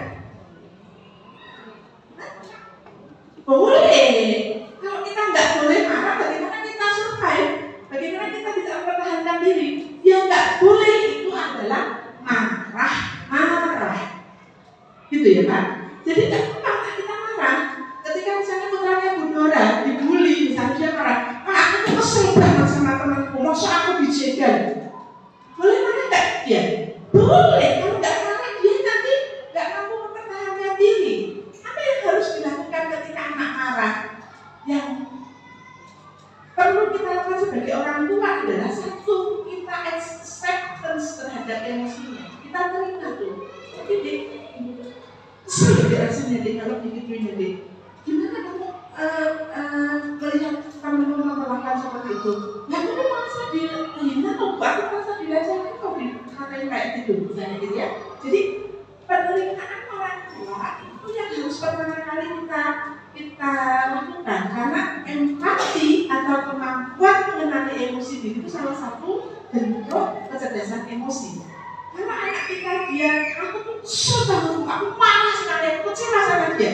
Berarti dia bisa mengenali emosinya. Itu satu tanda bahwa dia cerdas emosi.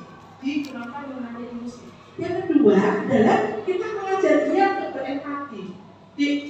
Kalau misalnya ada temanmu yang mengalami hal yang sama seperti kamu, kira-kira sebaiknya harus gimana? Jadi kemudian kita coba untuk mengajak anak kita punya helikopter view pada saat dia marah, ya. Jangan biarkan anak kita ada di dirinya. Kalau Rasulullah mengajar kita untuk segera membebaskan emosi itu, kalau marah berdiri suruh duduk. Kalau duduk belum bisa reda suruh berbaring. Kalau berbaring belum bisa reda suruh berwudu lalu sholat. Nah itu sebenarnya hanya proses saja untuk membebaskan emosi supaya kondisi emosi kita itu berubah. Pada saat anak kita marah misalnya, kalau marahnya karena hal yang jelas Pak, nggak apa-apa. Nanti kurang Bapak emosinya normal, gitu. Tapi kalau dia sudah selalu marah, nah kita coba tentukan benar nggak sih anakku itu sukanya marah-marah? Jangan-jangan itu kita yang menganggap dia sukanya marah-marah. Padahal sebenarnya itu cuma cara dia menyampaikan pesan, karena selama ini sering diabaikan. Kalau nggak pakai marah itu bapak ibunya nggak merespon. Misalnya, sebagian besar orang tua ya karena HP, karena capek, karena sibuk, apalagi bapak ibu bekerja misalnya. Saat anak bicara baik-baik itu kita nggak merespon. Tapi saat anak kita sudah bicaranya teriak-teriak sambil marah-marah, kita baru merespon. Nah, ini yang salah. Kita memberikan dalam teori behavioral, memberikan reinforcement atau penguatan pada perilaku yang salah akan menguatkan perilaku itu. Jadi ketika perhatian yang diharapkan anak dari kita adalah bentuk penguat atau reinforcement, dan selama ini ternyata kita tuh selalu memberi perhatiannya pada saat dia berbuat yang tidak baik, maka itu adalah reinforcement atau penguatan yang salah pada perilaku yang salah. Maka ini akan diulangi ini. Kalau Pak Nara nanti tanya harus gimana kan tuanya introspeksi. Selama ini kita lebih mudah merespon anak pada saat dia berperilaku baik atau berperilaku buruk. Pada saat dia berperilaku, kita cermati nih selama 1 minggu. Kita tuh fokus bicara dengan anak, mendekati anak, menjalin interaksi emosi dengan anak. Apalagi sudah remaja, berarti kata masuk ke usia 7 tahun di akhir masa remaja berarti ya Pak ya, sudah harus mulai agak mengendalikan aturan dan sebagainya. Nah, kalau ternyata selama ini kita interaksinya lebih banyak pada saat anak sudah mulai menunjukkan emosi negatif, berarti kita harus merubah kita. Berarti anak itu sebenarnya tangki cintanya nih yang kurang. Karena aku selama ini gelas cintanya ini kosong nih, karena aku sibuk, istriku sibuk. Dia kurang perhatian. Pada saat dia membutuhkan perhatian, ngomongnya pelan-pelan, ternyata aku masih sibuk dengan tugas, dengan lemburan, dengan HP, dengan servis atau cuci mobil di rumah, gitu misalnya ya Pak. Nah, sehingga kemudian akhirnya yang ditunjukkan adalah respon-respon negatif untuk membuat kita bisa berinteraksi. Kalau misalnya itu terjadi, maka segera stop, segera hentikan perilaku itu, lalu kita relearning, belajar kembali untuk kita mengingatkan diri sendiri. Responlah secepat mungkin anak sebelum dia menunjukkan emosi negatif. Itu misalnya PR pertama. Jadi kita harus pada saat kita bertanya orang tua harus ngapain, yang pertama introspeksi. Kita lihat nih, kalau saya dulu sering membuat observasi diri, mencatat sehari ini aku marah, kenapa, intonasi tinggi kenapa, sumbernya apa, waktunya kapan. Oh ternyata pas mau menjalani situasi tuh, kali gampang terpicu, marah-marah, mulai mesti metu harus menstruasi sebagainya. Saya punya pola nih Pak. Oh ternyata aku kalau lagi kayak gini sensitif. Terus saya tanya ke anak-anak, apa yang paling anak-anak inginkan dari ibu dan apa yang anak-anak tidak inginkan? Karena mereka bilang, kalau ibu ngomongnya suaranya, saya jarang bersuara keras, tapi kata anak saya, pilihan kata saya itu katanya nyelukit. Kata anak saya nomor 2. Jadi bentak enggak, tapi katanya kata anak saya ngomongnya halus tapi enggak gitu, tidak enak gitu. Nah, anak kita yang paling tahu Pak, maka tanyalah ke anak kita, gitu, supaya kita juga merubah diri. Ingat kuncinya dengan berubah akan mengubah.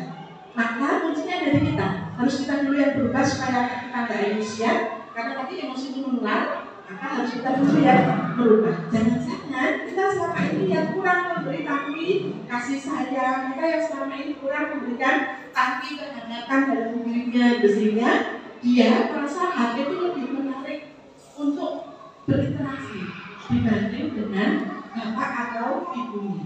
Kenapa bisa gitu? Karena kalau sama bapak ibu itu adanya cuma dinasihati, dimarahi, soalnya itu lah ya, bukan yang menyenangkan seperti saat dia punya hati. Nah, kita harus introspeksi nih.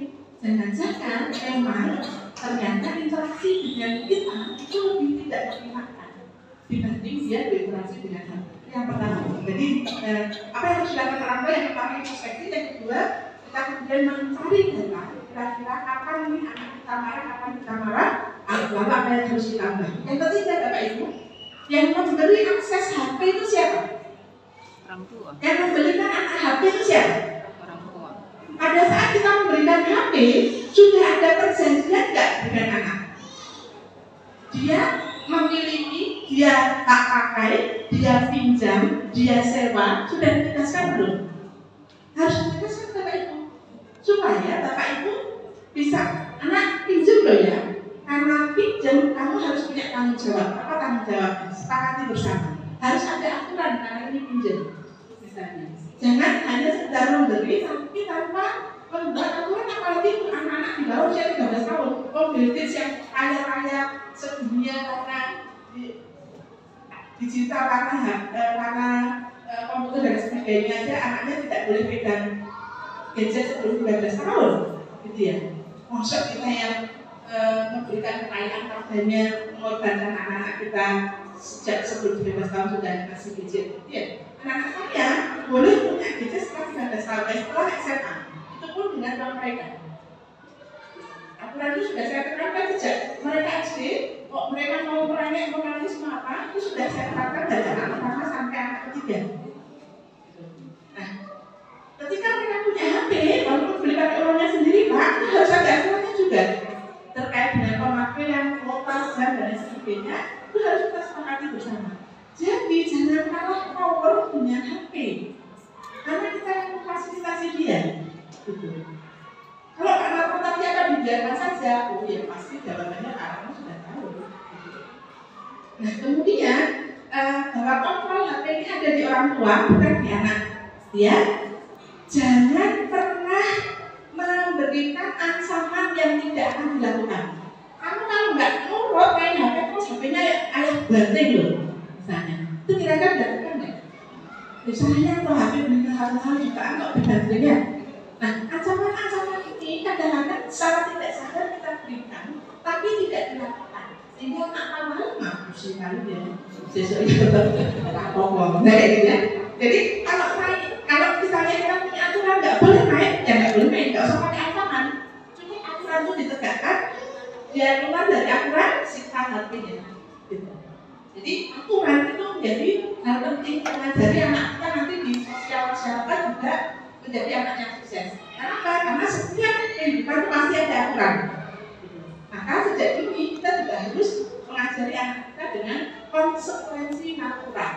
Gitu ya, bukan dengan ancaman.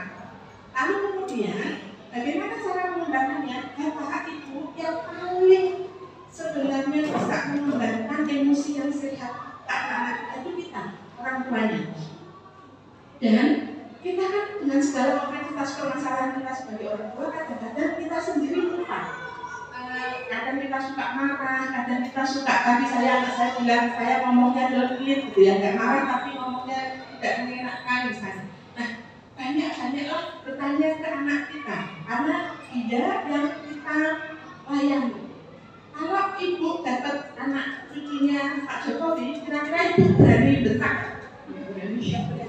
Kalau ibu dititipi anaknya Kaisang, ibu berani memberi makanan yang saya kan?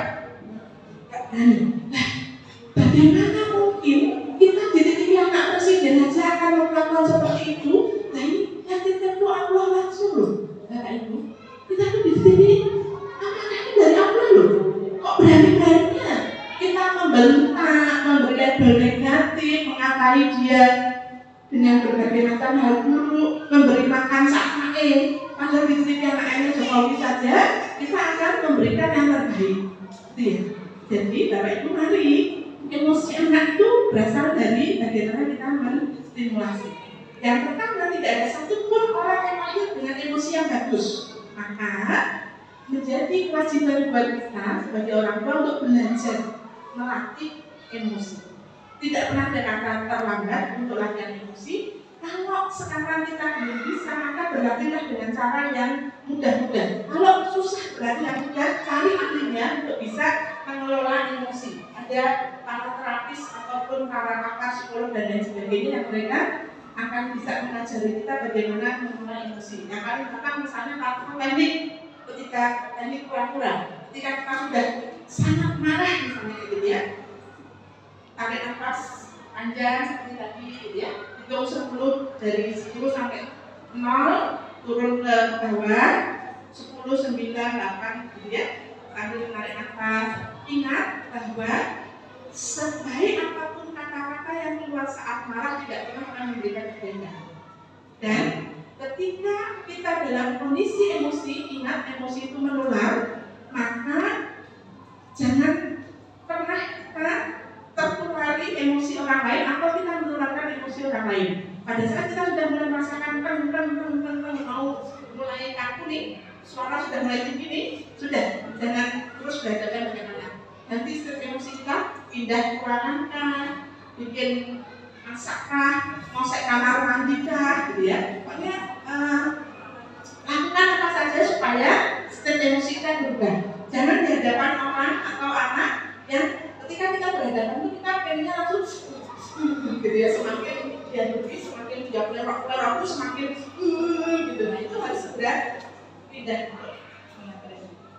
Bapak juga itu, ketika anak marah dan bapak merasa sudah akan tertulari emosi anak, sudah Pak, jangan dihadapi dulu, turunkan dulu emosinya. Mau lari-lari kan, mau dulu kan di halaman belakang misalnya. Yang penting jangan hadapi anak dengan kondisi emosi.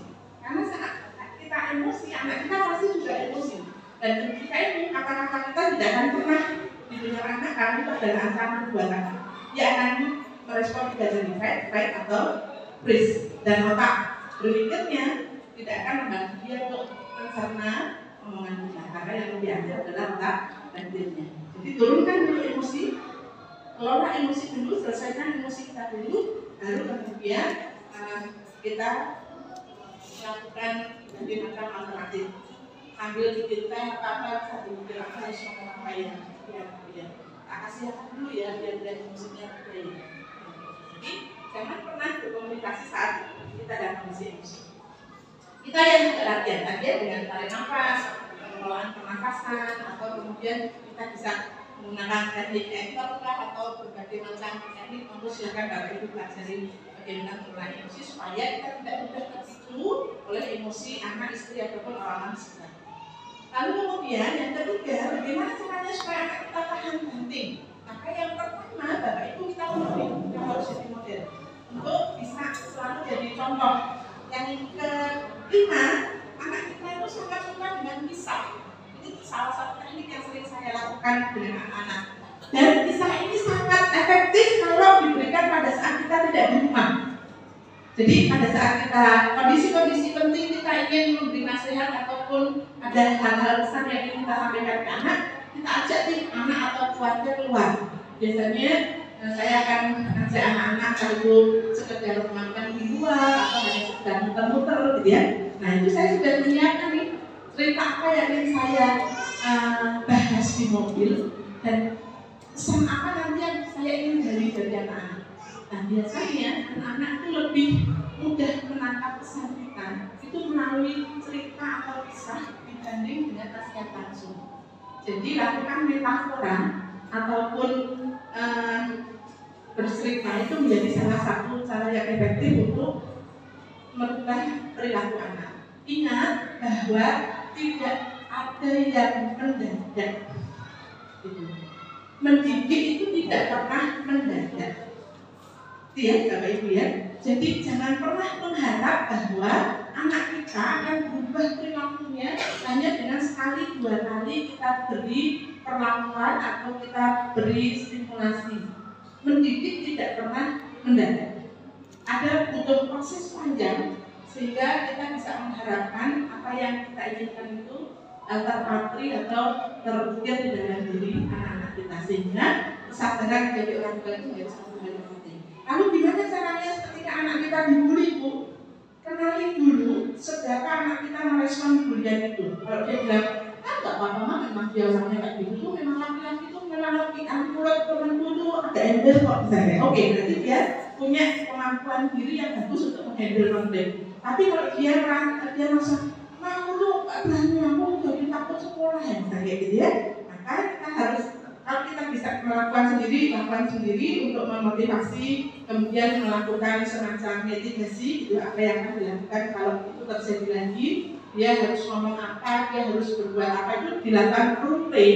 Jadi di rumah itu bisa pura-pura sama bapak, coba kamu lihat tuh Pak, apa yang harus dilakukan. Nah itu bisa di role play. Lalu kemudian anak juga bisa diminta untuk mengembangkan kemampuan pertahanan diri. Jadi kalau kamu ada di teman-temannya nggak gitu, supaya dia nggak berani lagi, kira-kira apa yang akan dilakukan? Kira-kira mau latihan fisik misalnya untuk bisa mempertahankan diri, hanya itu ditawarkan. Apakah perlu taekwondo kah atau apa gitu ya untuk mempertahankan diri, atau berbagai macam cara-cara untuk menunjukkan bahwa dia mampu, itu yang perlu ditamakan. Korban bully itu biasanya punya karakteristik. Anaknya kalau nggak secara fisik unik, kelihatan dari gerak-geriknya memang nggak pedean, bukan anak yang mature, jadi yang punya performance yang apa ya, biasanya percaya diri, memimpin, itu biasanya korban bully itu karakteristiknya khusus, sehingga biasanya dia akan menjadi bahan bulian teman-temannya. Kalau itu berkaitan dengan melihat bahwa oh memang anakku itu kayaknya agak ini misalnya ya Bu ya. Nah berarti itu harus menanamkan dulu nih rasa percaya diri.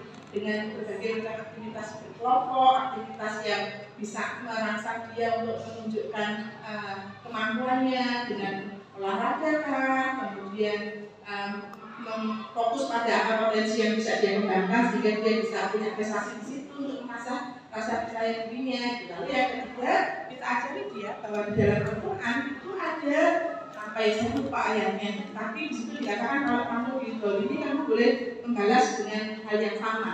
Kalau dipukul sekali ya pukul sekali dengan intensitas yang sama, intensitas yang sama, tetapi sebaik-baik orang adalah yang bersabar. Nah, kita tanya ke anak kita, kamu mau jadi orang yang sama posisinya dengan dia, sama-sama menyakiti kulit, tapi kamu tidak akan dapat apa-apa, atau kamu akan jadi memilih untuk jadi orang yang sabar karena yang dipilih bukan karena takut, ya, tapi itu karena kamu memilih sabar supaya kamu dapat jadi hamba Allah yang mulia di sisi Allah. Nah, itu kita tanamkan di situ. Jadi alhamdulillah anak saya juga bapak ibu laki-laki semua, gelutan juga terutama yang nomor 1. Tetapi mereka punya kemampuan mempertahankan diri karena sejak kecil, sejak masih tahun itu sudah saya tanamkan hal seperti itu.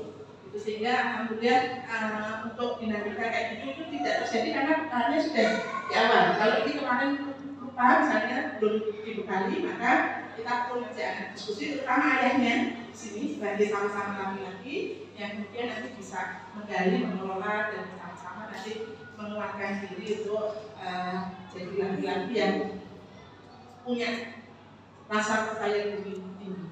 Bila itu sih Bapak Ibu sepertinya sudah sampai Bapak Ibu di ruangan ini. Mohon maaf, pasti sangat banyak kekurangan dari apa yang saya sampaikan. Mudah-mudahan Allah meringankan kita semua untuk terus belajar, berproses, memperbaiki diri, memperbaiki diri. Karena mendidik tidak pernah mendadak. Mari kita sama-sama untuk menyiapkan diri, bersabar, menjalani proses bersama dengan anak-anak. Assalamualaikum warahmatullahi wabarakatuh. Waalaikumsalam.